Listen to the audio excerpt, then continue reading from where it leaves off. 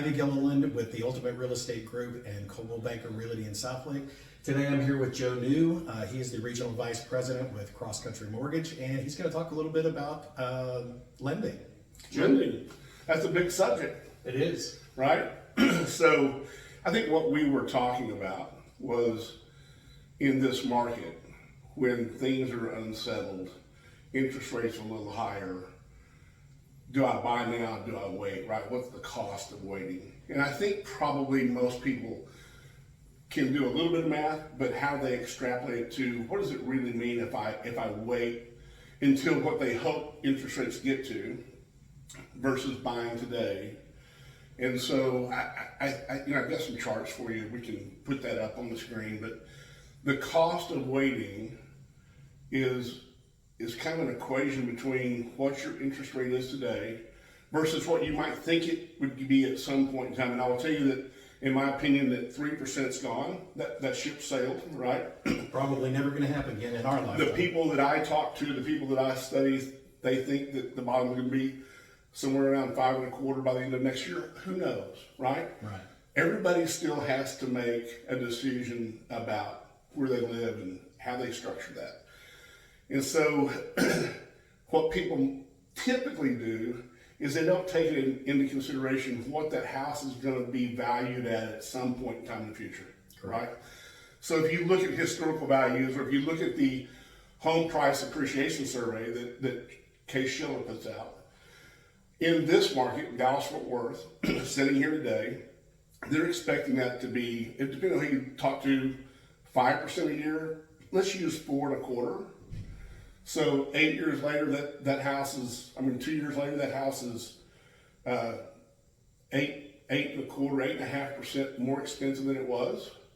And people miss out on the equity pickup. So for an example, if you bought a home and you had a $500,000 mortgage today, and let's call it whatever it is, let's call it 7%, versus what you think it would be at 5.25, right? It's about a $350 difference per month. That's it. That's it, right? Let's say you're A paper and that's where we get to, right? I'm not quoting rates because I can't do that. I'm just telling you, trying to extrapolate some numbers here. That's about just less than $8,000 over 24 months, right? So if you're $8,000 over 24 months, and that same $500,000 loan, let's say you put 10% down, so you're buying a house at $550,000, right? 8.5% more than that. This is at a $60,000 equity gain if the market does what we all think it would do, correct?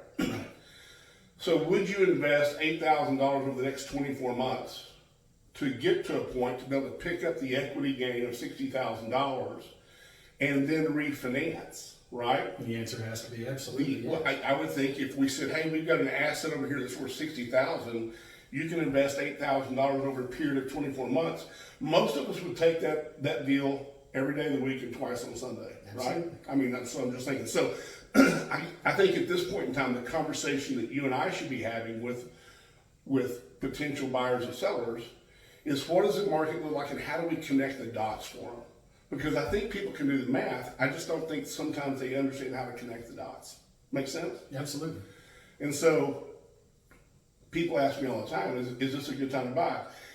Anytime you can afford a home, I think it's a great time to buy. Because if you look at the last 30 years worth of appreciation, yeah, we've had some bumps and bruises along the way, but house pricing isn't going down. And this is a housing shortage. At the end of the day, we have 38 million home buyers coming to the market, mainly from the age of 26 to 38 years old.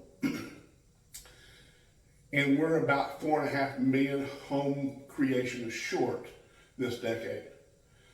So my really concern for people is if they wait until rates get down a little lower, and I think probably the number's somewhere in the 6% range, there's going to be multiple offers on everything. Kind of like there was a few years ago. Kind of like now. Hopefully they won't get stupid and ask over bid over asking price, right? Right. But I think there's going to be multiple offers, and so my concern for you, for me, for our clients is, can we help them make a great short, long-term financial decision? And can we help them do the math? And I think we can, right?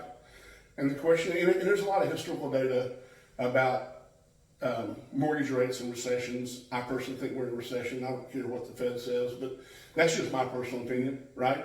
And if you look at the last actually you have to go back to 1955 before you find a time in our history where the Fed rate ran up. Sometime between 18 and 24 months, it also dropped. The Fed rate really doesn't have a dramatic effect on long-term interest rates. It's really that affects your credit card debt. It affects your 1, 2 year, 3 year ARMs. It doesn't affect long-term mortgage rates. Inflation does. And so as inflation comes down, those rates are going to get better. Where's the bottom? I don't know, right? But is today a great time to buy? It is, if you do the math and you connect all the dots. That's great information. Great information. And it's unfortunate that a lot of people just, they just don't have that. They're just not educated on it, which is not their fault. It's not their fault. No. They're either connected with the wrong agent or the wrong lender. You're raising your hand because I know you, right? And you do a really great job. And my team's passionate about helping people make a great short, long-term financial decision. At the end of the day, we don't want anybody to be in a home and be house poor, right? Who wants that? Nobody wants that. Nobody wants that. So that's my thoughts for you. That's great. Great information. And we thank you, Joe, for being here today. We're going to have some information on the back side of this. You can always look up the information below for Joe New and Cross Country Mortgage. And again, I'm Ivy Gilliland with the Ultimate Real Estate Group and Coldwell Banker in South Lake. And you guys do a great job, by the way. Thank you. Yeah. So.